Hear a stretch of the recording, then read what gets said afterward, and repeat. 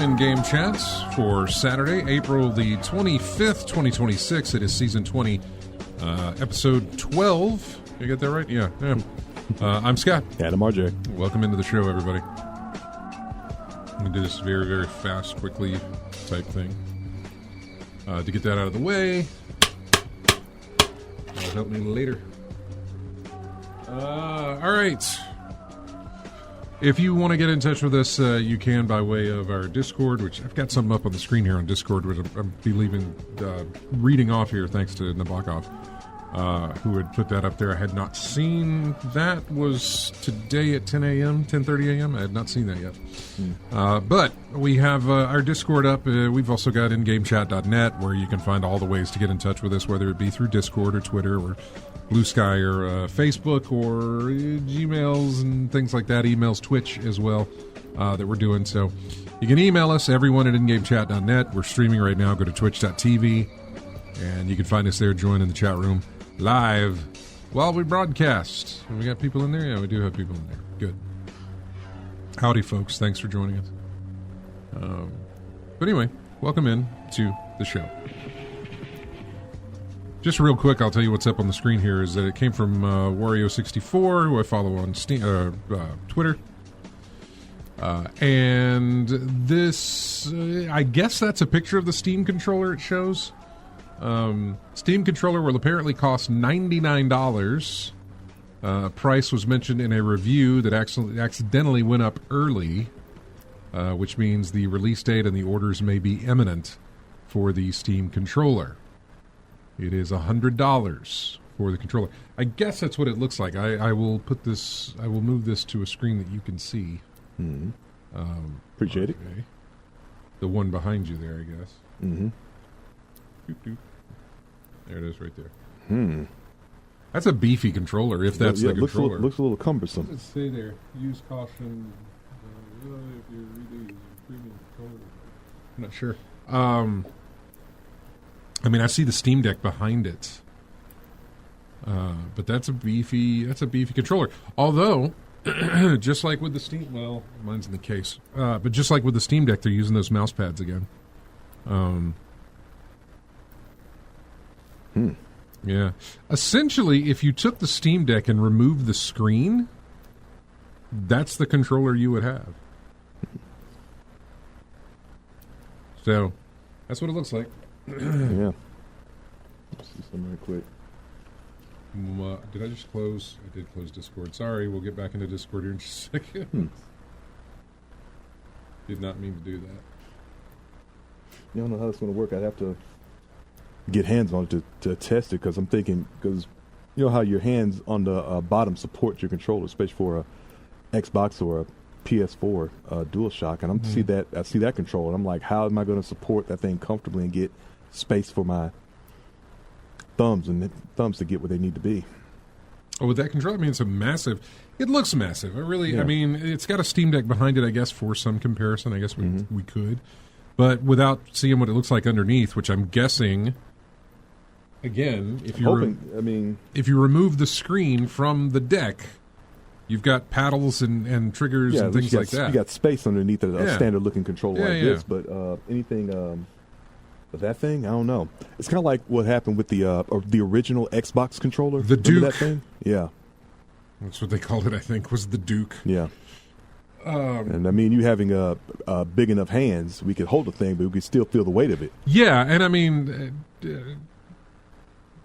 it was. I can see where it was a problem for me. I never had a problem with it myself because I got giant hands, so it fit comfortably for me. Yeah, but that's not everybody's experience. A lot of people's experience was not the case in that regard. Yeah. And so, yeah, I don't know. It's a really big controller, but they have to make it mouse friendly, so it needs those trackpads. I guess it needs the two because, sure, why not? You know, I guess if you got two thumbsticks, you can have two mouse pads or two touch pads, whatever trackpads. You know, it's got button mappings. It's got your typical. I can't tell what's written on them if it's A, B, X, Y type stuff.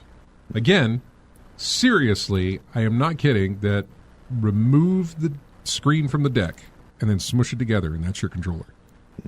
Including everything underneath it, too. That's exactly what it looks like.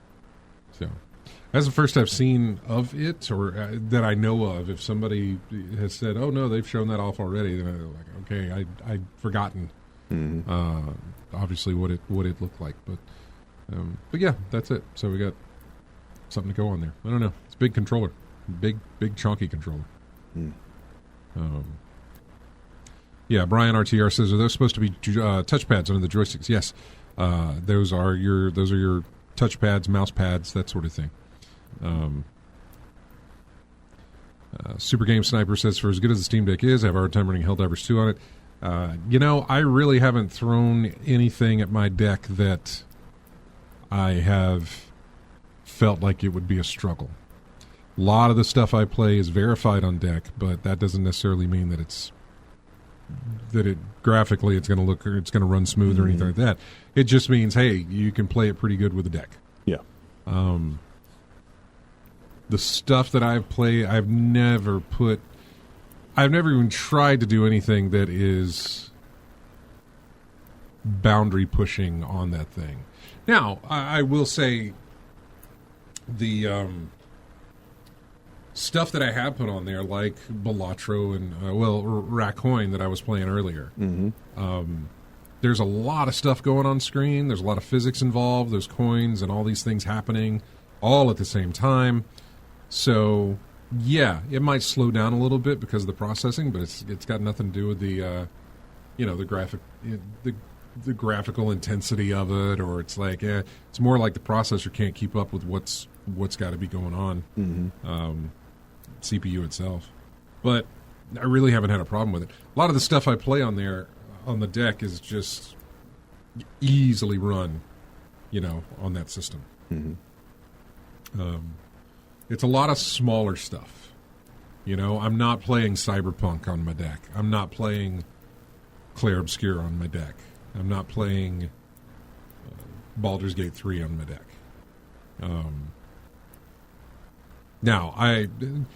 Super Game Savers, you really need to push the deck to really see. I'm sure I do. I play whatever, like I have a few minutes to play this, and a lot of the games that I play currently adhere to that, where it's like, oh, you've only got 30 minutes, then run a round of Racoin or my new obsession, which is Vampire Crawlers. Before that it was Balatro and all these other little smaller things that I can do a run with. A lot of rogues, I guess, because Splintered Fate, the Ninja Turtle Splintered Fate thing, I can do a run in that and be done, power up, save down, or spin what I did on that run, so I'll be prepared for the next one, but I don't have time for another one, so I'm out. Yeah, it's not like a portable gaming. It's not like for those long sit-down sessions you'd have at a PC or the console. Something like that. Something you can just bide your time with until you're out of time. Just short little session or whatever. Yeah, if I'm putting in some time on a game that is.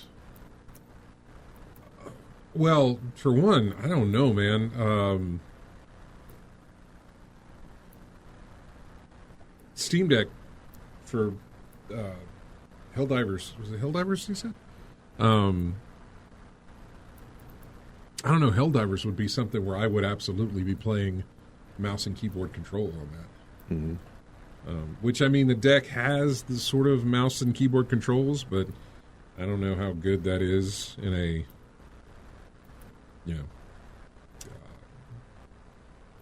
whatever, the kind of game that Helldivers 2 is. Mm-hmm. In first-person shooter type stuff. Mm-hmm. And it may be fine. I just know that when I'm thinking of doing something like that, it's like I want an actual mouse and keyboard under my hands to work with. Yeah. I was for the longest time trying to get Destiny to. I knew there were ways I could get it to run on the Steam Deck. It was going to be real convoluted to go through, but that's really what I wanted. I wanted to be able to grind and farm while I was at work and had the time to do it, and could just sit there and let something go while I'm doing other stuff, or check in on it. It was just ridiculous to try and get Destiny to run on the Steam Deck because of all the implementations that they had put into the game as far as how it runs and anti-cheat and all this stuff. It was just really annoying and ridiculous. The hoops I would have to jump through to make that happen. Yeah. But I don't think about playing The Witcher on there or The Witcher 3 or any of those things. I don't think about playing those really long, a Batman game on there. I don't think about playing it. I did play the handheld Batman game on there. What is it, Blackgate? Batman Arkham Asylum Blackgate or whatever it was. That little one they did for the... Little side story. Side scroller, yeah. Meant for a hand, or I'd say it's meant for a handheld. I don't know what it was made for, but it was a little side scroller. Mm-hmm. Works well on the deck.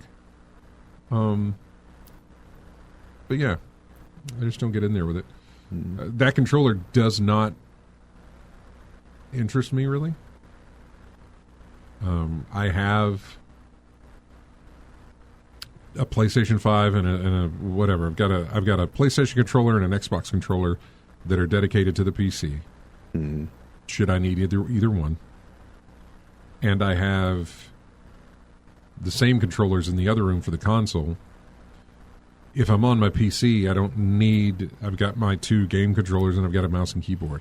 If I'm on my Steam Deck, I'm just using that there. It's kind of nice that you can probably dock it and use that to play something on the TV with that controller. Mm-hmm. Maybe. I don't think it's $99 worth. Yeah. At the moment. So. But yeah. Is that Super Game Sniper? Is that like your main PC gaming? Is your Steam Deck, or do you have a PC? Curious though. Because for some people, the Steam Deck is their PC. That's it. Mm-hmm. They don't necessarily PC game, but they have a Steam Deck and they can play their PC games on that. Mm-hmm. And that's in some ways it's a cheap entry price into PC gaming, and it's portable. Yeah, which is also nice. Mm-hmm. So, anyway, I'll give Super Game Sniper a chance to answer that. Let's get into what we played. What have you played, RJ? Well, before I got here, last week, I was playing Virtua Fighter 5 again. I was playing the Akai Leagues. Again, I went, it was a 9-round league this time around. I went 3-5, did a little worse than expected. It's just working on my defense in the game is basically what I really want to do in that game. I keep getting beat to the punch a lot, and so what I got to do is I've got to look at my matches because they automatically save in the system. So you just go back online to look at your replays and then pull out the matches that you need to look at, and you can go frame by frame, slow-mo and everything. Oh, really? Yeah, and see what happens and find out why what's happening is happening. So why am I getting beat to the punch? Why am I always getting hit by a certain attack? Things like that. So it's just going to take some time to just go in there, look at replays, film study, and see what's what, and see if I can improve my record for tomorrow. Other than that, MLB The Show. I was getting back into playing franchise mode again. Yeah. Getting back into playing that sometimes. I know they put a lot of advertisements for MLB 26, but I think what I'm going to be doing from now on is like every other year instead of every year that I've been used to usually do with MLB The Show. Because like a lot of sports titles, we've talked about it before, it's not a whole lot of difference between years. Absolutely. For a sports title. It's just a roster change and maybe a different stadium or two or a new uniform or whatever. Nothing really worth paying full price for. Not right now anyway. And I figure by the time 27 comes around, maybe Oakland will have their stadium up or some plan of it or whatever. So it's just better to wait at this point for me. I think it's a good idea going every other year. Every other year, yeah. And First Ascended. Did a little more grinding in that. I'm still trying to do some things solo that I know a lot of people can do, but I'm not there yet. I don't have the equipment or whatever used to build things up. I've been looking at other players' builds and gear, and I've got the same mods that they have. They just have different pieces of equipment on theirs that I don't have. So I got to grind for those and get myself up to snuff so I can tackle things solo, or at least contribute to a team effort in getting a job done. Yeah. So that's something else I've been working on. And GTA Online, I did that again. It's a bad week this week because nothing is really inspiring me to go in there. I mean, there's bonuses here and there for certain things, but they put a 10 times pay on like the normal work that you do for your money laundering businesses.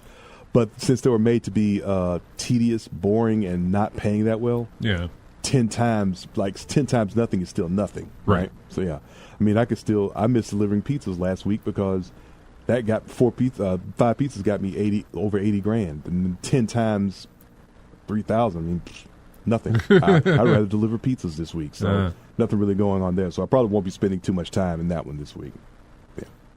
Yeah, for me, it has... Well, Sunday I streamed Ratcoin on Twitch. Yeah. Had a massive, massive run in that. It was about 2 hours, I guess, of playing, and it was on one single run that I made it through all the way. I beat the level, but I played endless mode, and I went all the way to level 51 or 52. Mm-hmm. It stops at 15, but I went further than that. Okay. And I eventually collected some more achievements, picked up all the different bonuses that you can have, which is an achievement to get, to have a run where you've got every single upgrade bonus type thing, whatever it was. Mm-hmm. And so I ran through and I did that. It was a long time of play. It should still be on our Twitch channel if you wanted to go back and watch 2 hours of me playing a coin pusher game. It's a lot of fun, though. I still enjoy it, although it has now been replaced, by Vampire Crawlers. Vampire Crawlers came out on Tuesday, and I am currently in like 13 hours of playing it already. Okay. It is exactly what I mentioned when I was talking about Super Game Sniper, was that it is a game that I can start, run a level in, it'll take me to the next one, and I'm like, I'll stop there. That's fine, Or I can sit down and do a full run and say, okay, I'm done there. The problem is saying that you're done. Yeah. That's the biggest problem. Because when you have some really good runs, or when you figure out some really good synergies with cards, and to tell you what Vampire Crawlers is, he's going to be tough. It's going to be very tough for me to explain that game. It's a deck builder roguelike type thing where you face enemies and your actions are based on the cards that you have. Mm-hmm. And there are cards that do certain things that buff other cards. There are cards that draw more cards. There are cards that give you more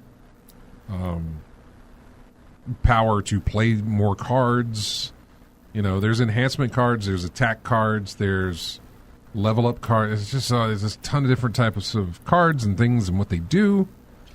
But Yeah, addictive gaming is exactly right. Is what Super Game Sniper says. Oh, it's addictive gaming. No, the same guy that made this is the same guy that made Vampire Survivors, which you got to go back a few years, but I was raving about that one too. It was just really great. Looked like crap, can run easily on a deck. So can this, but it's just got a lot of stuff going on screen. It's a bullet hell where you're the one providing the bullet hellness to the enemies. Mm-hmm. And yeah, I'm looking at images of the game while you're talking about it. It's like now that's Vampire. Yeah. I'm talking about Vampire Survivors, but you're probably looking at Vampire Crawlers. Mm-hmm. Yeah. So the guy that made this used to work designing casino games. Mm-hmm. And a lot of what I remember from the first game from Vampire Survivors was that he took that knowledge to make something, to find out, how to scratch that itch. This is what a player's going to want to keep doing. They're going to want to keep coming back and playing more of this. They want to, but there's a massive amount of psychology that goes into that. It's not just make a game that gives them rewards as they play, because then they'll get bored with it. So provide a challenge. If they fail that challenge, don't penalize them too hard, because they won't come back to it. So there's a whole middle ground of like, you got to do this, but not too much, and you got to do this, but not too little of it. So it's just it makes sense why it can be so addictive like that. Mm-hmm. And I've unlocked more characters and more starting power-ups and things like that. There's a whole lot to go into it. And if you already have Vampire Survivors, it's on sale for like $8. If not, it's only $10. It's a $10 game that's sold over 400,000 copies so far. It's on PlayStation, it's on Switch, it's on all the consoles, and it's on PC as well. And literally, that is it. That is all I've been playing. I played some of it when I was here for a little while. I played some more. I played part of a level. Like, there's 5. One stage has 5 different levels. And as you complete each floor, you go to the next floor, next floor, next floor, until you get to the 5 out of 5, and that's when you fight a boss. Each room has its own boss, but then you've got the final boss on the end of it. So sub bosses and a main boss, right? Basically. Yeah. Now, there's also treasure chests that are sometimes scattered out, that are sometimes only available by killing, a more overpowered enemy that is protecting it or guarding it or whatever. Mm-hmm. And so you have to get through him just to get to the chest. He's not considered a boss, sub-boss, mini-boss, whatever you want to consider. Mm-hmm. But he's got boss-like tendencies. So, which is, massive health points, and so but man, there's just it's kind of, as I progressed, it's opened up wider and wider for me as I go, because now I've unlocked these characters that are providing me with just a massive amount of you know what, they're not really providing me with any of it. It's the fact that I have leveled up my characters so much. I have found these other power-ups and these other things that there's one that lets you retain your armor through an entire level. Mm-hmm. Now, normally, your armor, which there are cards for armor to protect you from their hit, normally, after every turn, you have to build that back up again. But this one persists. So every match, if I leave the match, or if I quit my turn with 13 pieces of armor, and they're only going to hit me for 6 times, then I'm down to 7 pieces of armor. Normally that would go away for my next turn, but it doesn't. It stays with me. And then I just build on top of that, to the point that I eventually don't have to worry about armor anymore during that particular fight. I'm good. Really helps in the boss battles.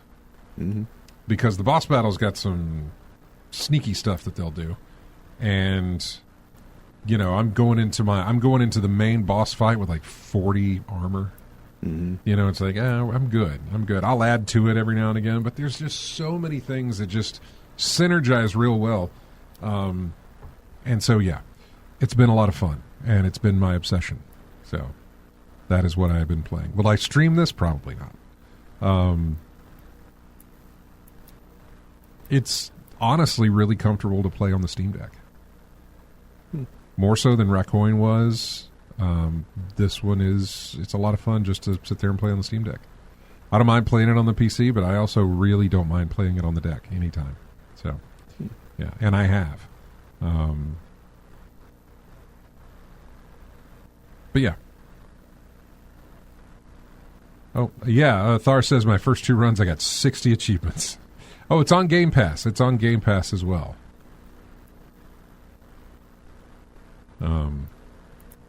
Yeah, I first loaded it in and I had like 20 some odd achievements. That was even before I ran a run because it pulled your demo progress over into the main game. Oh, okay. Yeah. And so it started counting all of that stuff that I was doing. Okay. I know Matt's been playing it. I've seen Matt play it. I've seen Dennis play it. There's a name I haven't mentioned in a long time. A lot of people on board the Vampire Crawlers train. So, a lot of fun, too. We're going to take our first break, and we're going into Shinobi, Art of Vengeance. A track from that game. It's a boss battle track. So, we'll be back with more of In-Game Chat right after this. He said. There it is.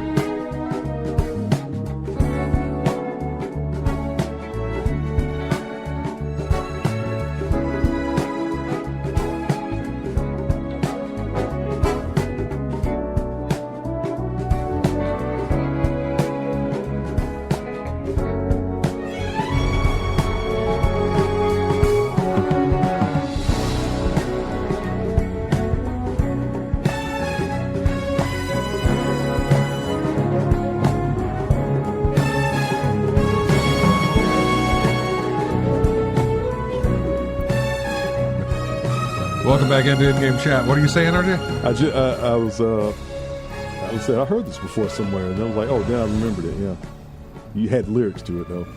Oh, yes, you did. Yes, you did. I took those out. Well, I found the one that didn't have the lyrics. Then you found the instrumental version. Yeah. Yes. Mm-hmm. Yeah. Tell them what it is, RJ. Snake Eater. Yeah, that's it. That's the name of the track too, but it's from Metal Gear Solid Snake Eater. Yeah, Snake Eater. Yeah. This tells you where we're at in our release dates. We're in the summer when Metal Gear Solid Snake Eater Delta was released. I'm still interested in that game. Just not at the current price that it's at. Remake, right? It is, but it's a ground-up type remake, you know? Like a real overhaul type situation. Okay. Not just a touch-up, just a... No, not a touch-up at all. Mm-hmm. Yeah, we got to make that differentiation because a lot of folks will say remake for the touch-up and remake for the ground-up type. Right. So, yeah. You know, it's difficult. I say it's difficult. It's not necessarily difficult, but it's annoying, I think, that saying... First off, find common ground on what the hell it's supposed to be called. Mm-hmm. Tell me what a remake is, and then tell me what a remaster is. Tell me the difference between the two, and then just make one word that sums them all up, so I don't have to be like, well, it's a remake, so that means it's not as good as a remaster? I don't know. I tend to think that if a remake means you remade it, right? I would tend to think that the remaster is a touch-up Not a lot of change from the game, just a little graphical things Maybe. here and there. A remake is actually something like what Dead Space. Yeah. What Dead Space is. But then some of them won't even tell you that it's a remake or remaster. They call it what am I trying to say? They marketize it. If I'm saying the word right. They let their marketing take over in the title. Yeah. So a lot of Reborn, that type of thing thrown in there, something like that. Yeah, or the excuse me. I'm trying to think of some. There's a ton of them, and the definitive edition or something like that. Maybe definitive, but they will call it the. I cannot think for whatever reason. My brain is not thinking. Basically, some marketing term to boost up the thing. Yeah. Halo Combat Evolved Evolution Edition, right? What does that mean? Oh, well, we remade it. But okay. Because Halo, it's Combat Evolved Evolution Edition, whatever. They tie it into the marketing of the title. Yeah. Mm-hmm. And give it some stupid, like, let's put a number where a letter's supposed to be. Stupid stuff. Just put there. Alpha in there somewhere. It'll be fine. Yeah, I don't, the kids will love it. Dark Souls Darkest Edition. What does that mean? So it's I don't know. But just tell me which one's the one that's the better one? Which one's the one that I want? Yeah. Is it the one that you guys just sort of took what was there and added a little bit of sheen to it? Yeah. Or did you take the code and completely rebuild the game? I mean, a solid definition of remaster and remake. I think I'm close. Remaster just. I think you're close too, because remake. It's in the name. Yeah. You remade the game, but I don't know. Yeah. Speaking of which, now that I think about it, there's a great one. And I'm sorry to step on you. It's just brain decided to work. Yeah. Black Flag, Assassin's Creed, resynced. That's what they're calling it. It's Assassin's Creed Black Flag resynced. What? What does that mean? Is it a remake? Is it a remaster? They won't say that. They won't say either way. They'll say, "Oh, we've completely rebuilt this from the ground up," and blah blah blah. That's all they'll say all the time. They won't add the remake or remaster into the marketing anymore. If you had pride in, I would think you'd say remake. It's fine, but if you just say remaster, maybe that has a negative connotation to folks when you hear remaster. Maybe I don't know. You just touched it up a little bit. You added very little. They just don't go with the term anymore. They go with they tie. It has to somehow tie into their marketing campaign. And remake and remaster does not make for a good marketing campaign. Yeah. But we call it resynced because then that's how it works in Assassin's Creed. You get the syncs, or Ninja Turtles get reshelled or something like that. I don't know, man. But they'll throw some kind of marketing jargon on it so they can sell it. But anything to make it sound better than it is. Yeah, we're going to get into that Assassin's Creed Black Flag stuff here. Yeah. But you were saying before my brain jumped in and... I was saying something about a Dead Space remake. I mean... Well, they didn't even do that. They just called it Dead Space. They didn't even call it a remake or a remaster. It was just like, here's... They didn't give a title to it. They just said Dead Space. No, I was thinking Dead about... Space 2022? 4? I don't know. Yeah. It was good anyway, but I was just thinking... why can they make didn't want to do 2, did not do well enough. But then I thought, well, there are a lot of titles that do phenomenally well and still won't get any push after the fact. Right. Because the studio gets closed or someone makes a decision on paper that looks good but not in execution or whatever. Or they didn't want to take the risk. Yeah, I mean, I guess we ought to jump into maybe that. Although maybe I'll hold off for the next segment. Pragmata from Capcom is off to a strong start. It had 1 million copies sold in the very first 2 days of the game. I'm interested in playing it. It's one on my list. Capcom has been... They've actually gloated, too, which, fine, let them gloat. Resident Evil, what? 9? 9? Yeah. Yeah, Resident Evil 9 did exceptionally well. Monster Hunter, whatever it is this time, did exceptionally well. Not my game, but it did. It did. But numbers. it did good. Yeah, It did yeah. numbers. Pragmata is doing great. Yep. And I think they got something else that's coming out pretty soon too. Well, they just threw the trailer for Ingrid coming out in Street Fighter 6, and people have been talking about that. So it's still piquing interest. That they got the movie coming out too. Yeah, they got the movie coming out as well. Saw the trailer came out recently for that. We talked about that last week, though. Yeah. Yeah, we did. Yeah, we did. So yeah, they got a streak of success going in the company right now. So yeah, keep it up. Yeah, they're just doing it's been fantastic. Windrose Steam numbers show that people want a pirate game, as of course the Black Flag stuff. The Windrose is something I'm kind of interested in. Aside from Crimson Desert, one of the hottest games on PC anyway, is the pirate sandbox MMO Windrose, which is quickly sailing up the stage. Yeah, I love when you article writers love to throw in words that relate to the thing. Sure. Get cute. Yeah. 100,000 players 3 days after launch. That's pretty good. That's a peak. I don't know if that's the peak or not. I'll have to look. Okay. They had a concurrent player count of 102,999 players. It put it at number 11 spot on the most played games list, beating out Stardew Valley, which is around 100,000, which is amazing given how long that's been around.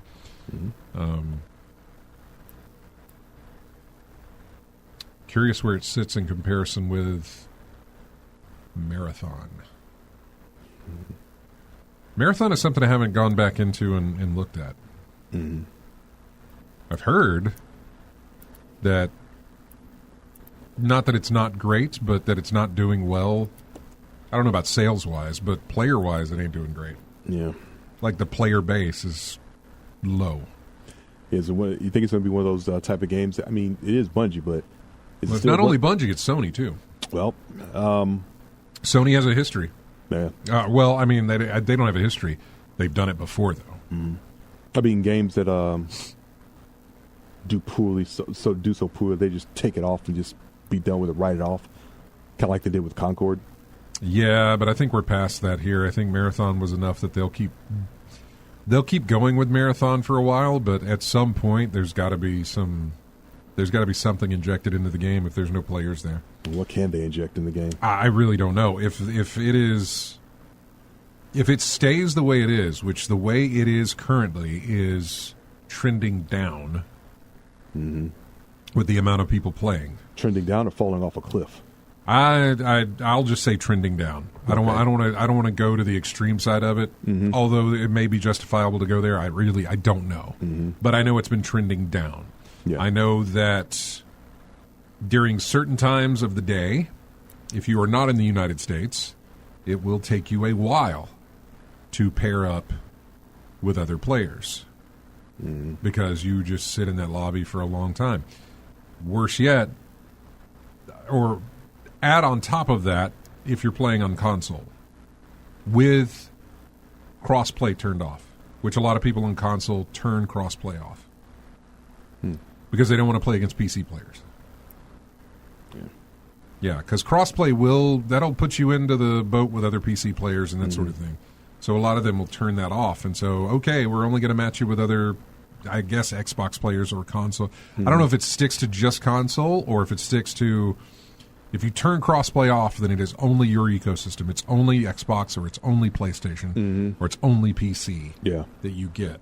I don't know because I haven't jumped into that game, but it's been trending down. If it continues to trend that way, if there's nothing that sort of revamps those numbers or pulls them up, I mean, if it continues to go down, and maybe it plateaus, I don't know where it hits, but I mean, regardless, if you're under 5,000 concurrent players, which I think is what the last number I've seen, which was probably earlier this previous week, you're under 6,000 players. If that continues to go down, and I don't know where it would plateau, but even at that, it's not enough to maintain. Nope. I don't think. I don't think it's enough to maintain having people work on more content for the game, as they are always going to have to constantly do, just like they did with Destiny. You have to continue working on new content. And, Destiny's suffering from it as well, from what I read, because I'm not in there. But speaking of, by the way, I think I have music from Destiny in this one. Not the game, but, not the PC game, but the little mobile game they did. Yeah. Destiny Rising or something. I can't remember what it was called. So, anyway, it'll be interesting to see how it all plays out. I'm curious. They've got to get through to Season 2, I think, of the game in their Season Pass type stuff, whatever it is. It's when everybody gets reset. Like, from what I understand now, it's not very welcoming to new players because most of the new players have moved on. Most of the people that have stuck around are the sweats, the tryhards, the get-goods. They're all in there. And so they're new. I can't remember what the term is. Again, I shamed the marketing term earlier when talking about remakes and remasters, but now I'm trying to pull words from it because that's the only way I know how to talk about it. But what's it called? The onboarding, new player onboarding type stuff, when you have new players come in, they either are not coming or they're not hanging around. They get in there, they're like, ooh, this is not for me. Yeah. I'm dying too quick. You can't pull in the general or casual player for this game. Or the news is out and they've heard enough and they don't want to get into it at all. Well, then there's that, too, where you've just heard enough where it's like, ooh, that sounds scary. I don't want to get into it. Or like the folks you were talking about, they heard the news but wanted to give it an honest try. Yeah. And they saw what they got into and they're like, nope. But every season, everybody gets reset to 0. So it's not like Destiny where we carried over from whatever and everything moved up. We had hit max level and now we got to climb to the next max level. This one is everybody gets reset down to 0 after each season. I don't know what that means because I'm not playing the game, but we'll have to see if season 2 brings more players in. I don't know. We got off on talking about this because we were talking about Windrose, which was doing pretty well. It's got over 4,500 reviews that amount to a very positive rating on Steam. Windrose harkens back to a game like is it Risen? I don't know. If it were actually good, and proves gamers are desperate for more pirate adventures. Black Flag was an inspiration for Windrose, according to producer Phil. Developer Kraken Express called Ubisoft's famed 2013 pirate sim the best pirate game of all time. Looking at Black Flag, Phil said that the pirate niche is still underserved today and hopes that Windrose does good in that regards because there's people that want that. It's currently a PC-only title. They have expressed interest in bringing the game to consoles, but in a statement on April 14th, they said there are no updates about Windrose arriving on consoles. So I think it's in early access. It's probably one of the reasons that I'm kind of staying away from it. I don't know. I just don't do the early access stuff. Yeah. I feel like you're not there. And I don't want to play your game until you get there. And then you've done all these other things, and then I go back and play it again. Yeah, it's unfinished right now, so... I've never been let me take that back. I'm not a fan, personally, of early access. I'm a fan that it's there for people to play and try it out and to get that feedback and to work on a game. Absolutely. I'm just not going to be the guy that does it. So I kind of avoid... early access games. I know they're helpful for developers because you buy into it, and with that money they can use to continue to work on the game and make it better. But listen to the players and see what they can tweak or fix or take out and improve or whatever. Yeah, exactly. Let's see. Do we have 7 minutes to get into that? I don't know. Let me see.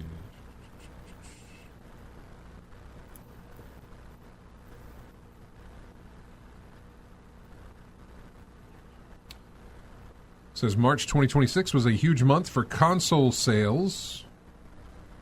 Does that mean the systems themselves? Sales of gaming hardware in the United States during March of 2026 rose by 69% compared to March 2025. reaching $500 million.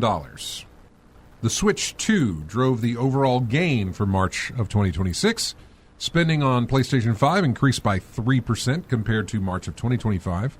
There was no data for Xbox. They also said the Switch 2 continues to pace ahead of the Switch 1. Over each console's first 10 months on the market, Switch 2 sales in the United States are pacing 12% ahead of the first one.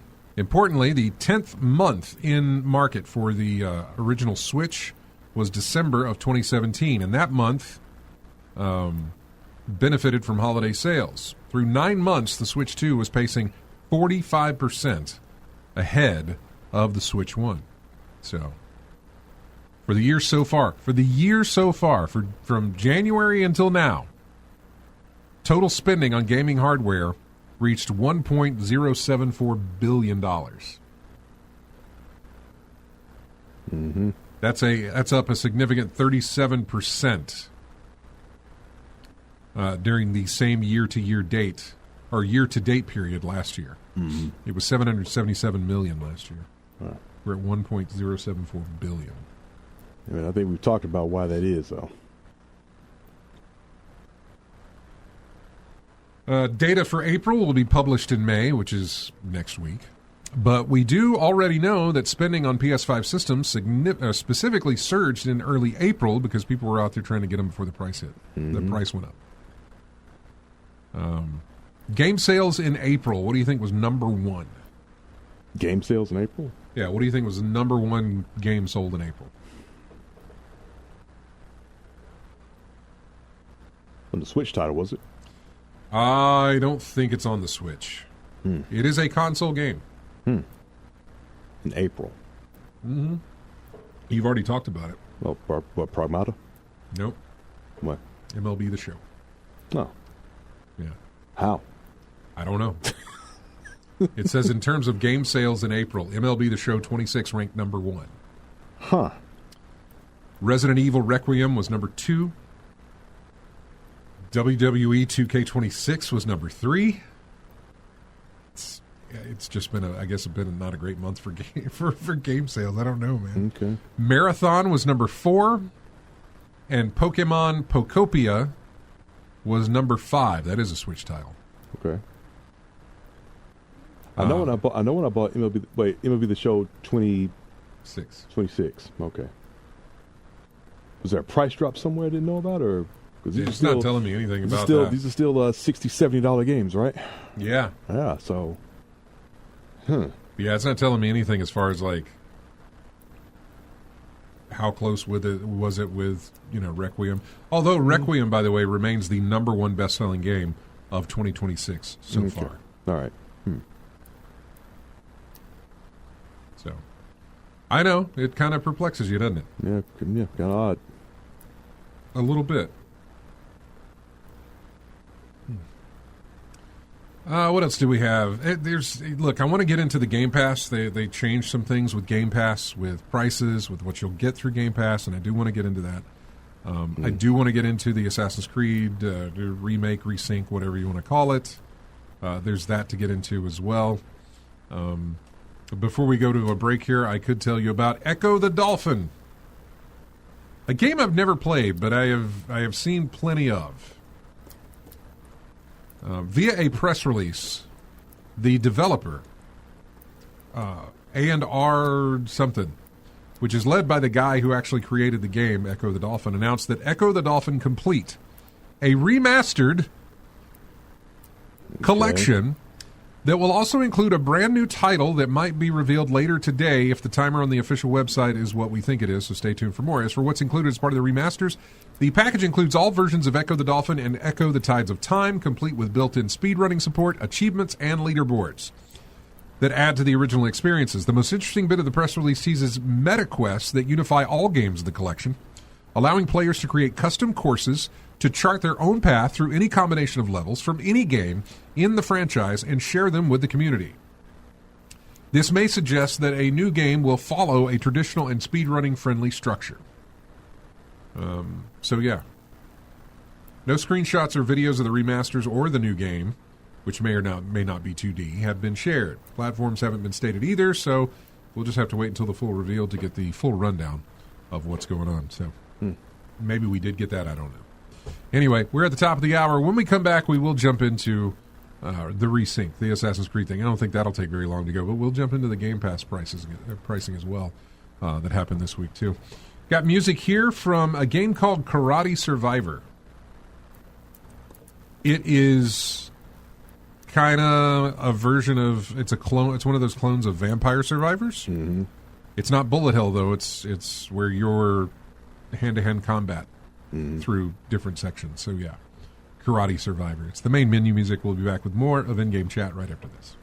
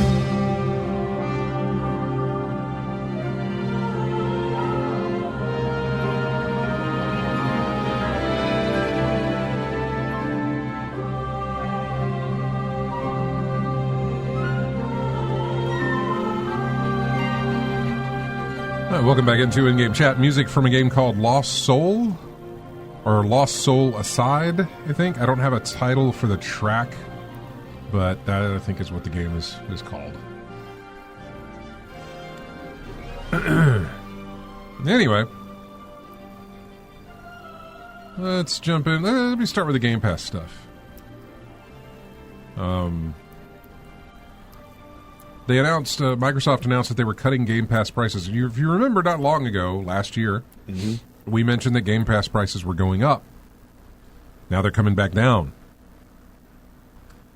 Not by too much. They're going from $29.99 to $22.99 per month. I think the original was like $20, so they're only, I guess, dropping it. Whatever, they're only going up $2 more than what it originally was. Before they raised it to $30 for whatever reason. And it just seems like that was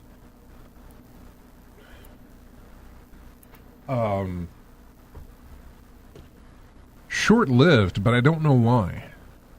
Is it short-lived because people decided they weren't going to resubscribe? They weren't going to pay for it anymore? Was it short-lived? I don't know. There was a big hubbub about it whenever it was announced, and as we got to the date where it was making those changes, but there really wasn't much said afterwards. Not a lot of people saying, boy, I miss being on Game Pass or whatever. I think people just realized I'll pay for it when I want to play a game that's on there. But don't feel like shelling out the $60 for a game. You know, I'll pay the $30, get my time with it, and if I like it, maybe pay another $30 for another month of it or whatever. I don't know. But it just didn't last long. This article probably has that stuff in there. There's a caveat with that. Oh, by the way, PC Game Pass is dropping as well. So Game Pass Ultimate, which gives you PC and console, that's going from the $30 to the $23. Okay. PC Game Pass is going from $16.50 down to $14. A whole $1.25. difference on that. They also said that Call of Duty will no longer be made available on Game Pass Ultimate or PC games on day one, and will instead be added during the holiday season, which is usually about a year later. But they will not be available day one like they have been. And I say like they have been. They've only been, 2 years? 1 year? Maybe? I can't remember how long it's been since the whole Microsoft bought Activision thing. And actually started implementing the releases on their system there. Existing Call of Duty games already available on Game Pass will continue to be available there. So, yeah, you'll be able to play those Call of Duty games. But from here on out, the new Call of Duties will not make it to Game Pass until a year out. They bought it in October of 2023. Okay. Which means we probably didn't get our stuff until 24? Maybe? Yeah. 24, 25, something like that? Yeah, because like you said, it was going to be a little while before they implemented the changes to all that stuff. Heck, when the thing was bought, we talked about what they're going to do with Call of Duty for Game Pass. The price cut comes shortly after Microsoft's newly appointed head of gaming told employees that Game Pass had become too expensive for consumers. Just 6 months ago, Microsoft increased the price of its top Game Pass tier by 50%. To $30. No, man. Really? The top Game Pass price? Game Pass Ultimate was only $15? Boy, that was a steal back to think of it now. Man. Game Pass Ultimate has become too expensive for too many players. We'll keep learning and evolving Game Pass to better match what matters to players. According to a Bloomberg report, last year's Game Pass price rises were partly influenced by lost premium sales of Call of Duty games, reporting that it seemingly corroborated by the news that new launches will no longer appear day one in Game Pass. Xbox gave up more than $300 million in sales of Call of Duty on consoles and PCs last year due to users playing the game on Game Pass instead. The decision was likely also influenced by struggling subscriber growth ahead of the release of Forza Horizon 6, which is launching first on Xbox consoles in May. Microsoft hasn't released Game Pass subscriber numbers since 2024, when the service had 34 million users.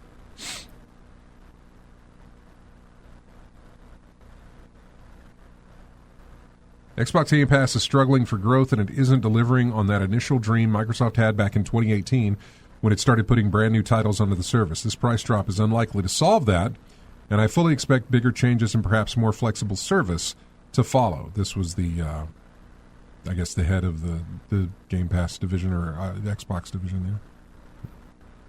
2024's Call of Duty Black Ops 6 was the first to launch day and date on Xbox Game Pass.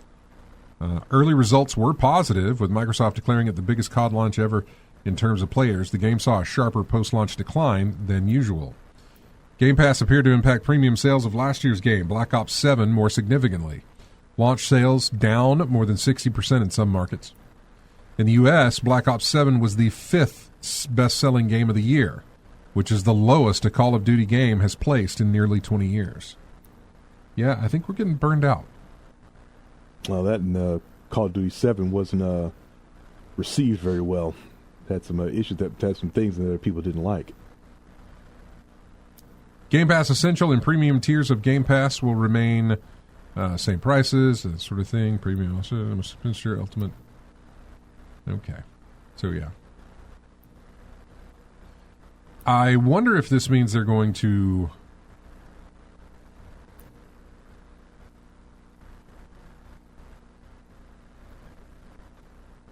find more ways to keep games off of that day one. In other words, is the day one releases, is that hurting them? You know, I'm thinking more day one top tier titles are not going to be available on Game Pass. That's what I'm wondering, is if this opens the door. Yeah. But with Call of Duty, like you said, are folks getting burned out? or with that not so good release of Call of Duty 7, are people going to buy their time and wait? Do you have to get a day one? Since 2017, Game Pass has changed many times, but one figurative line it hasn't crossed yet is the involvement of specific types of ads.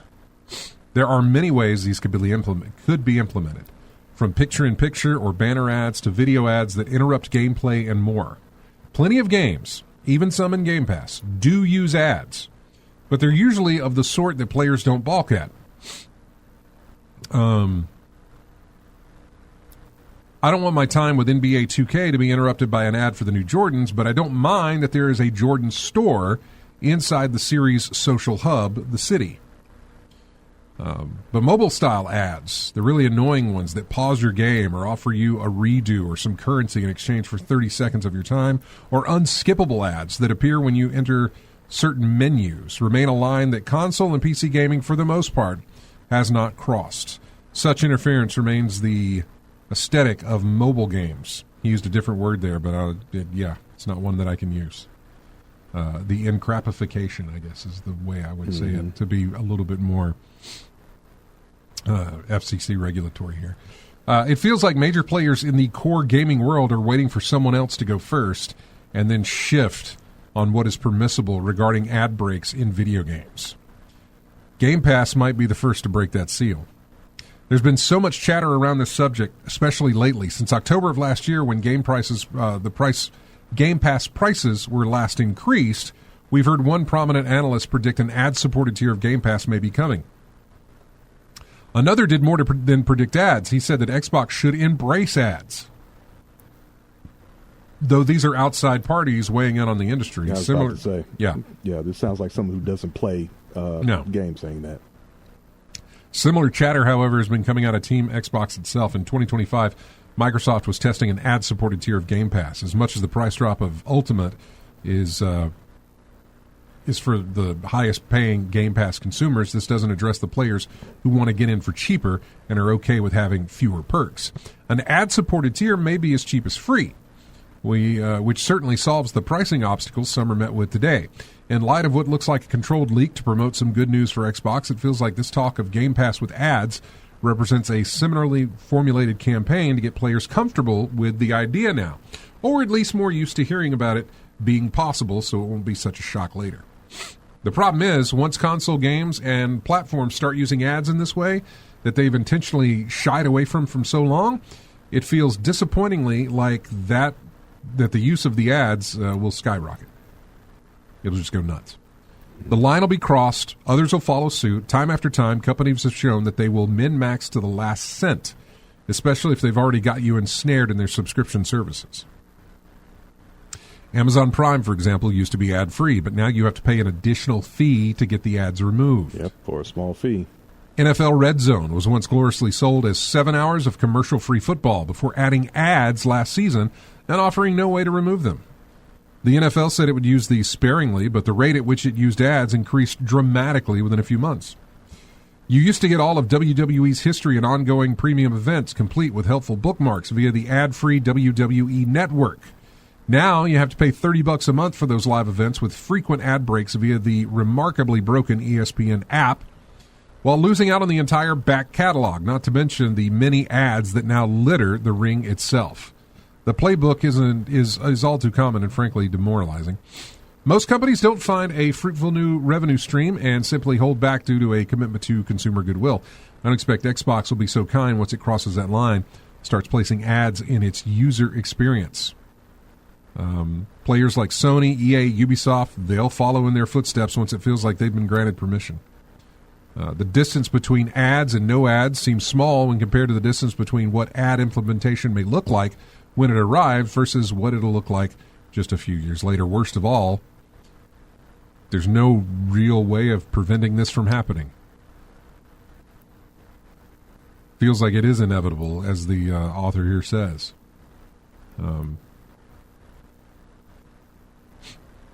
That's the thing. If they're putting out a memo saying that, hey, this thing's just too expensive for people, we need to lower the price, then they got to figure out a way to cover that gap. You raised the price to $30 for a reason last year. You're dropping the price now by, what, $7, I guess? What, $23 now? Where are you going to make up that $7? You know? Or, better yet, where are you going to make up any of the money that you were probably losing money anyway with the 30, given what's on offer there. So where are you going to make that back up? Make it back up with your advertising. Ads that show up in your games. Ads that show up as you scroll the store looking for a game. When you click a game to download, an ad to watch while it downloads that you can't skip. Before you play it, an ad that shows up, you know? Now, they start getting into it where during your play session, ads start popping up.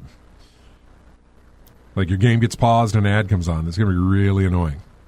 They'll have to figure out a way to implement that where it's not just you're in the middle of a fight and that's when it happens. Like you have to have done something. Every time you go through a big set piece of the game or a big fight or whatever it is, every time you go to the save screen, there's an ad to watch before you save your game. Yeah.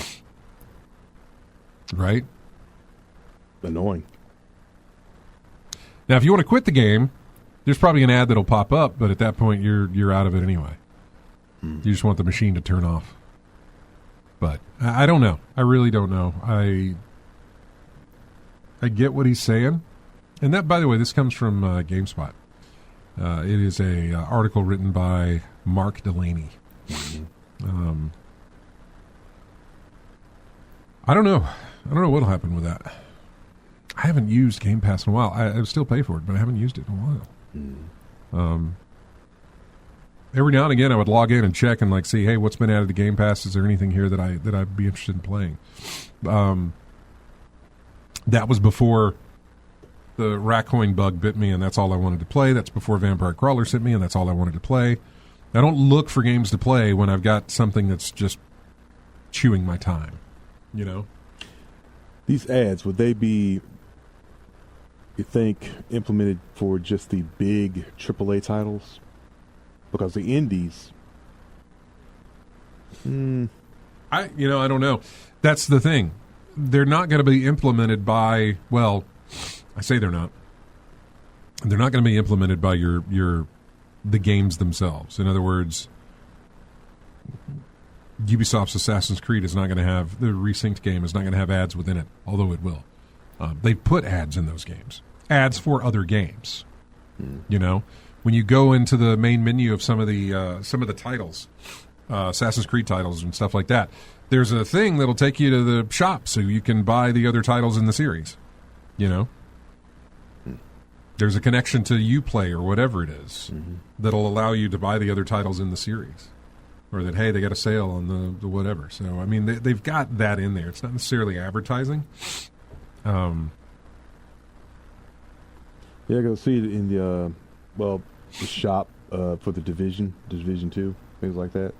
It's like the DLC is offered for this, what I've already got. Because that's Ubisoft as well. Yeah, I pretty much ignore it because I've already got that, so I don't even think about it. That's the thing. Right now, they're not necessarily intrusive or as intrusive as they could be. But if Game Pass is implementing the ads, and what we're doing here, if Game Pass is implementing the ads, then it's all going to be into the shell of Game Pass. If you were to play that game on another system that you bought, you wouldn't have whatever the ads might be. It'll only have them because you're using it through Game Pass. Yeah, you got it through Game Pass, yeah. And I don't know that they could implement them within the game from a third party. You know what I'm saying? Like you're playing Clair Obscur, and Game Pass throws an ad in it. I don't know how that works. Like, is it just stop your game, bring up a screen, and start playing the ad while you? I don't know. What this game is also available on Game Pass for the price of something like that? See, I don't. No. I don't think it'll be that. I think it'll be whoever decides to buy. It'll be it'll be your regular products or your regular services. You know, Pizza Hut or anything like that. You know what I mean? It'll just be an ad, just a regular ad. But I imagine it's coming. So I imagine that it is. All right. Was there more? I mean, there were some leaks about a Gamepass tier being bundled with Discord Nitro, which likely means the Nitro aspect of Discord will probably receive a price increase.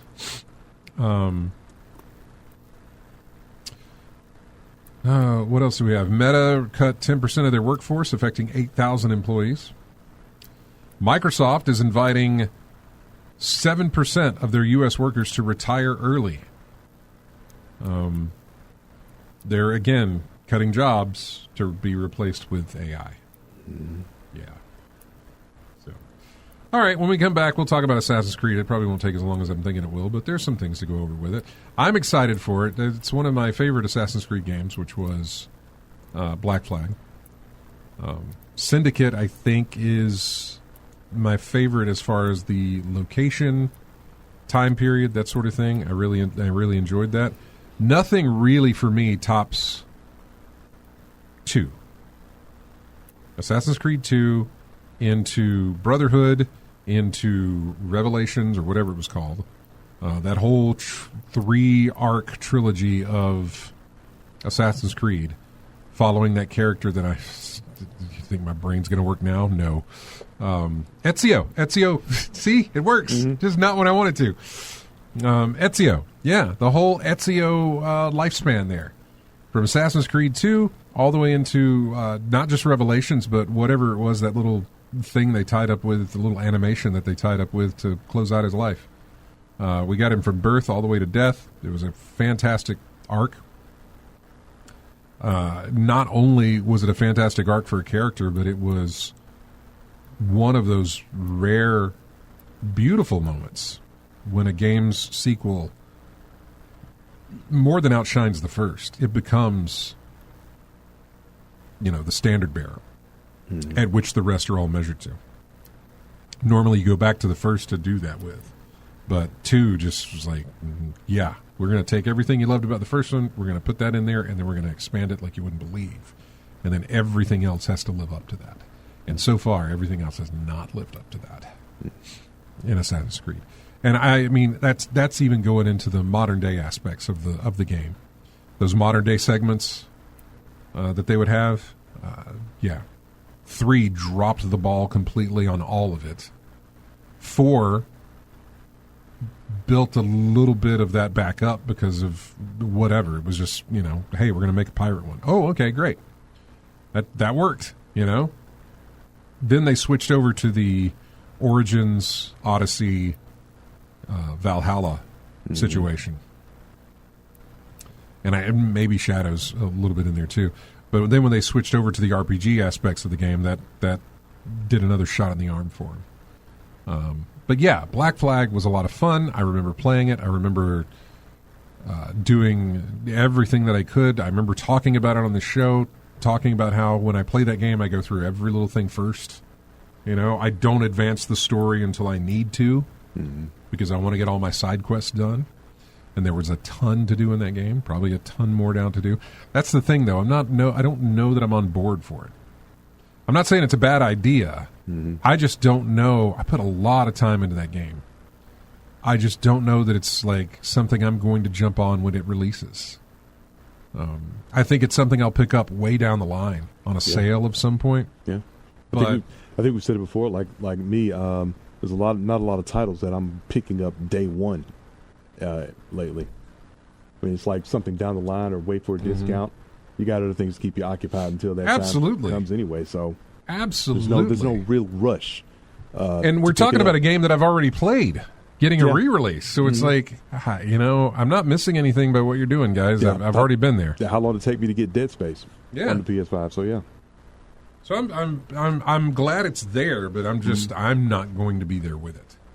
Not until much later when it's cheap.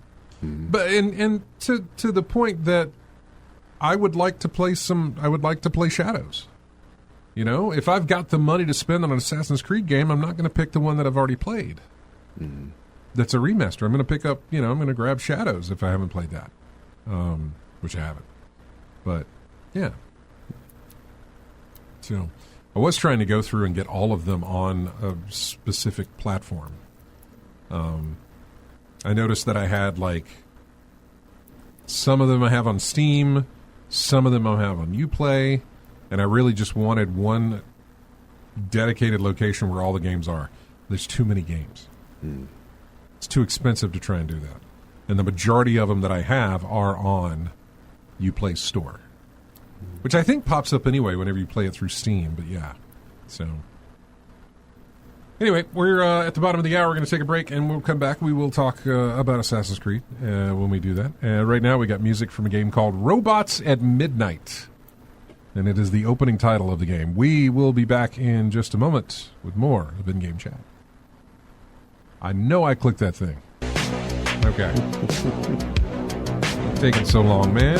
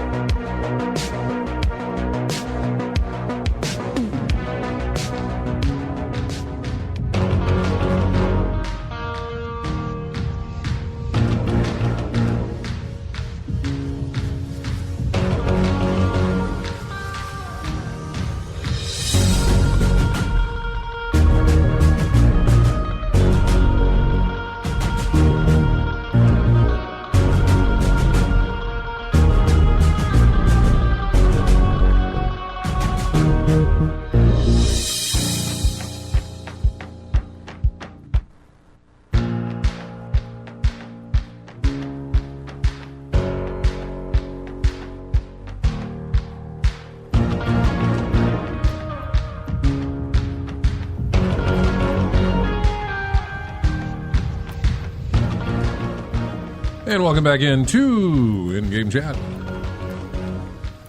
I'm curious about this game. It's a game called Heading Out. The name of this track is called You're Safe for Now, but it's a game called Heading Out. Seemed kind of racy like. I don't racy, like a racer, you know. Mm-hmm. A racing title. Well, let's see. $20. Let's see. Flee your fear and carve your story. Blaze a trail across mythic American highways where choices twist your tail and dangers always in the rearview mirror. Yeah. Roguelike routes, limited resources, and breakneck chases. This isn't just a drive. It's your legend in the making. Listen to that marketing.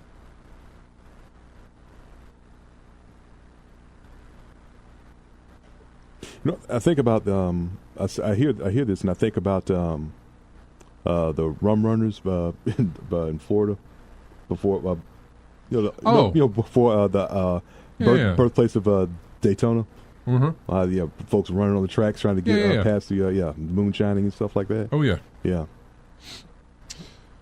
Okay, so we finally got word that Assassin's Creed Black Flag is actually getting a remake. We knew it was. They never really officially announced it until this week. And there's a lot that, I don't know. Actually, I don't know if there's a lot or not. I really haven't looked into... See, GameSpot here is talking about 10 ways that Assassin's Creed Black Flag Resynced differs from the original.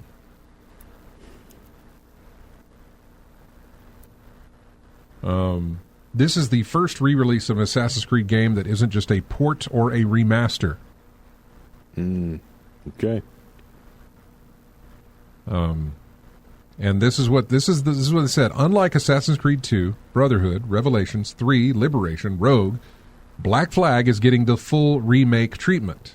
Mm-hmm. Because I remember there was the Ezio trilogy or whatever that they released, like remastered or whatever. Mm-hmm.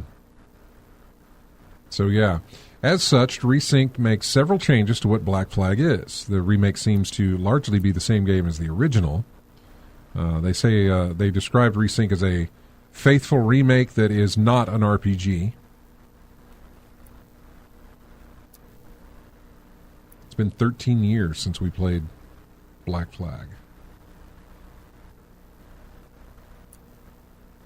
Okay, the game engine that Ubisoft has used for Assassin's Creed has gone through several iterations over the years. Back in 2013, Black Flag was made with Anvil Next, which was first used for 2012's Assassin's Creed 3 and continued to be the default for the franchise until 2014's Rogue. Resynced has been completely rebuilt with Ubisoft Anvil, the current iteration of the game engine first utilized in 2020 for Valhalla, before going on to be used for 2023's Mirage. That's the one I was forgetting. And last year's Shadows. As such, the visuals for Resynced are pretty different from the original Black Flag. This is most clear in the character models, especially when it comes to facial details like beards and stuff like that. Resynced seems prettier than it did back in Black Flag. That's fine. Okay, you're going to see a like you'd be seeing a graphic uptick. After all this time, it better. Yeah. Faster combat. While the gameplay reveal for Resynced is filled with Ubisoft employees repeatedly saying that this remake is not an RPG and is faithful to the original title, it's clear to see how the shift to the new engine has informed aspects of Black Flag to look more like what we got in Valhalla, Mirage, and Shadows. That's especially clear in combat. In sword duels and firefights, Edward moves a lot faster than he did in the original Black Flag, and there's a stricter emphasis on utilizing parries to break an enemy's guard. It looks like a hybrid of the original Black Flag gameplay and how they use combat in Shadows, which feels like a solid change. As awesome as it was to go on a rampage in games like Assassin's Creed 3 and Black Flag, it did make combat mind-numbingly easy. Even when you were outnumbered by dozens of enemy soldiers, this new take on Black Flag's combat seems like it adds a tinge of strategy to the formula. They do make that a point. I do remember that was something that has been discussed in a lot of the Assassin's Creed games from back then. Mm-hmm. Was like, you're an unstoppable killing machine, really. Mm-hmm. And there is no threat, to being discovered, getting into combat. Well, I say that, but I do remember and they make it a reference in the video about the tailing sections where you had to follow somebody unseen. Mm-hmm. And those were annoying. I was never fond of those missions ever. Escort missions, tailing missions, stuff like that. No. Make it sound like the tailing missions were like they had telepathy or something. They saw you coming from a mile away. Well, and if for whatever reason they did spot you or see you, the mission was over. You had to redo it. Oh, instant fail. Yeah, it was instant fail. Okay. Splinter Cell has a couple of those, and I'm absolutely fine with them having that. Mm-hmm. In Splinter Cell, I play it in that regard. I do not want to be seen, and sometimes even if I do get seen, I restart the level myself because it's like, nope, I'm going for it. Because I remember there were tiers of ways that you could go through a level, like Ghost, Predator, Prey, something that I don't remember what it was, but Ghost was like you never were detected. No one knew you were there. Yeah. You didn't, nobody found a dead body or an unconscious body.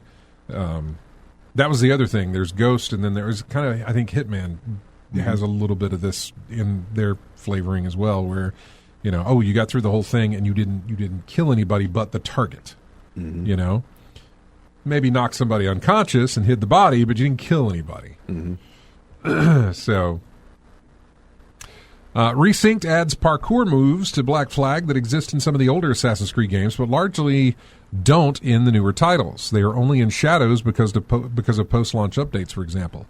Ejects are the major additions. Manual inputs let you command Edward to leap to the side or straight back off a wall to more easily reach ledges that are normally difficult or impossible to climb to based on where he's standing.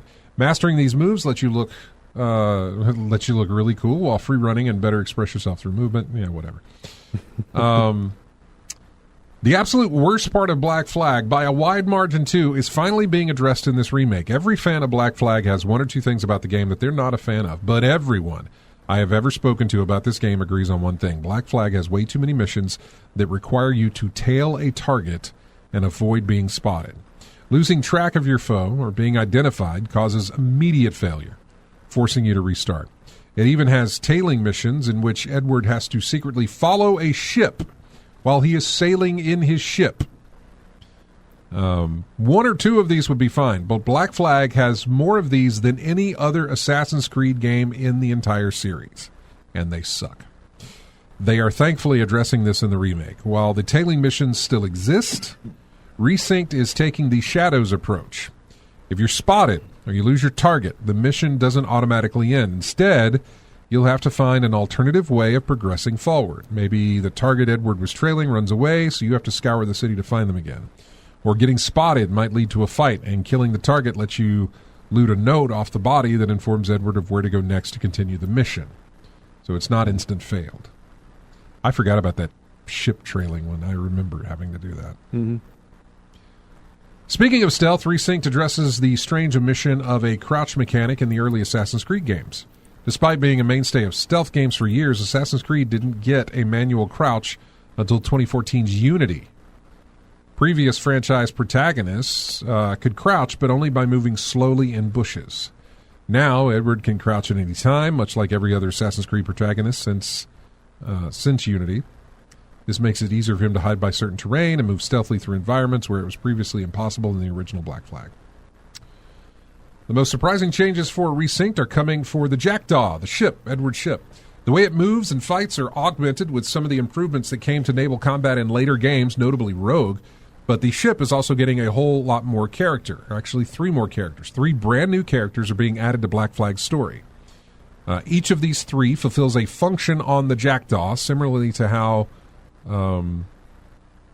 Adewale is Edward's quartermaster. Recruiting them unlocks perks for the Jackdaw, each of which can be upgraded. There's also brand new storylines. Resynced is adding new arcs to Black Flag's story. One sees Edward interacting with both Blackbeard, whose relationship has got a bit more attention post-Black Flag world. Their connection is touched on very briefly in the original Black Flag, and it seems like Resynced is planning to flesh that out a bit more. In addition, the 3 new characters joining the Jackdaw each have their own loyalty missions, which add even more story to Black Flag's overall tale. It remains to be seen how substantial each of these storylines are, though Black Flag has some of the best side quests in the series, and just one of the best main campaign stories, period. Furry friends, Edward will be able to adopt a pet in Resynced, which will join him on the Jackdaw and keep him company as he sails the sea. But remember, this is not an RPG. RPG loves pets, mounts, whatever you want to call them. You'll have a choice between a cat and a monkey to be on your ship. Sadly, Resynced solely focuses on Edward's story. That means the multiplayer isn't returning, which is surprising considering the multiplayer for the original game still has a fairly dedicated community. It's not nearly as active as it was over a decade ago, but it's still good. On an even worse note, Resynced doesn't include Freedom Cry either, the fan-favorite post-launch DLC to Black Flag that then went on to release as a standalone game. Freedom Cry takes place 13 years after the event of Black Flag and sees you play as Edward's quartermaster, Adewale, after he joins the Assassin Brotherhood. The short 5-hour story is fantastic and has one of the best composed scores in all of Assassin's Creed. How Black Flag's modern-day story... the modern-day aspect. Okay, we don't know much about the modern-day storyline. We don't know much about it because Ubisoft didn't really talk about it or show off what it would look like, mainly just saying that it's evolving. Given how Ubisoft described it, and considering so much of Resynced seems built on Shadow's formula, I assume the modern-day storyline is going to work as it did in Shadows. In Shadows, they would reach certain points in their story, and that would reveal secrets of their past, including the origins of the assassins coming to Japan. These glimpses into the past would be accompanied by a mysterious voice, talking to the unnamed user of the Animus, It was very surreal and kept the modern-day storyline brief and largely disconnected from the rest of Shadows. Given how divided people were about Edward's journey being interrupted to role play as an unnamed corporate spy in the original Black Flag, I can see Shadows' more limited format being the main inspiration for how Resynced handles its modern day. So that's what we're getting out of that. And I'm sorry I'm focusing so much on this. It was one of my favorites. It is probably the only Assassin's Creed game that I have put the most amount of time into. I did so much of that game. 2013, so it was I think it was 2013.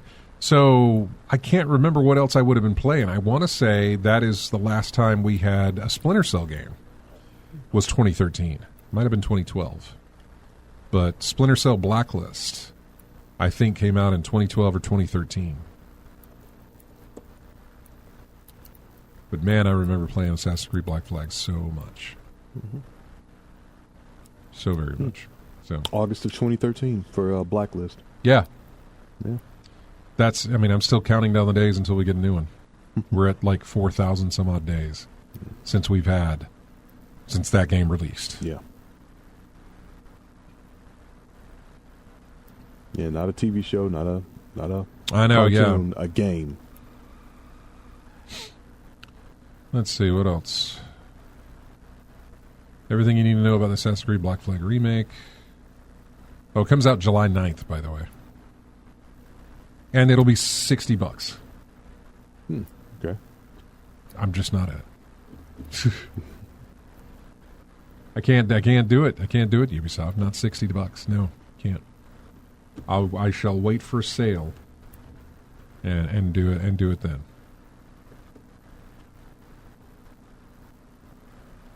Oh, first question on this article says remake or remaster. Ubisoft says that Black Flag has been rebuilt from the ground up in the latest version of their Anvil engine. So let's call it a remake then. Yeah.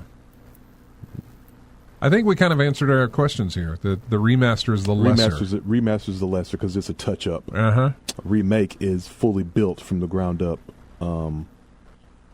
with a new engine, new implementations, things like that.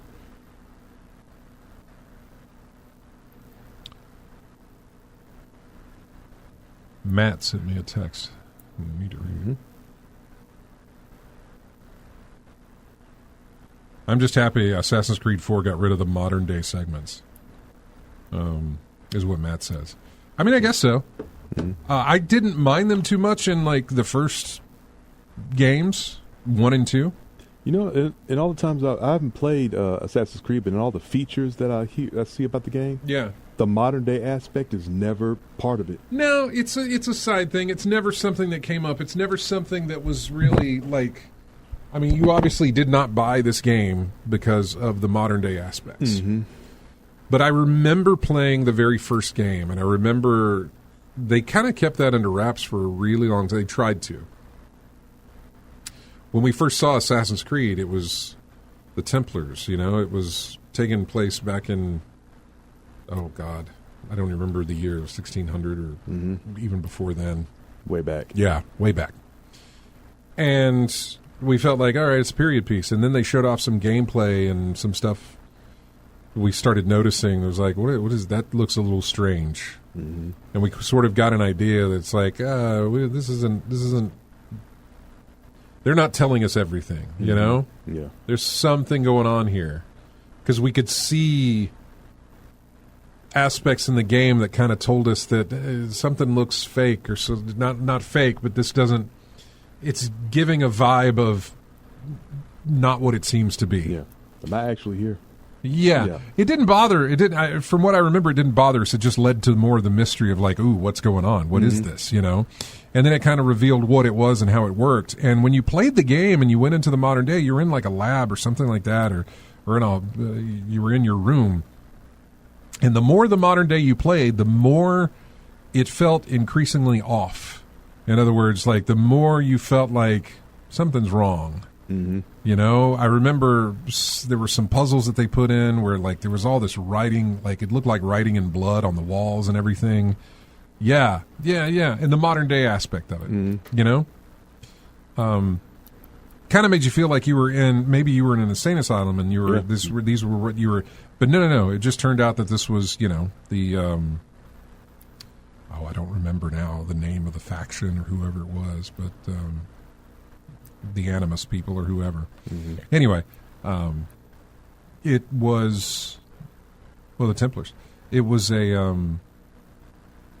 just led to the mystery of it, you know, more of the mystery. And that was great because they kind of fed into it, you know, at the first one. It's like, all right, good. We're left with more questions. That's inevitable. 2's going to come around and give us, you know, answer some of those questions, but also ask some more, which it absolutely did. But everything, and I've told the story many times, everything seemed to be building up to Assassin's Creed 3 when we would finish Desmond's story from the modern day and kind of wrap up a lot of these things. It just felt like it was culminating to there. And I want to say that it was said that it was. I want to say that interviews and things like that, articles were saying that this is what they're saying. They're going to finish Desmond's story. And they failed. They absolutely botched it. They completely botched the modern day to the point where I said, you know, Assassin's Creed 3 might be all right, but it was so, for me, it was so muddied. The waters were so muddied because of the fact that they did not finish their arc. They did not finish it, I guess, in a way that should. They didn't answer any questions. They just kept asking them. And at that point, it's like, you're never going to get around to answering these questions. And they never did.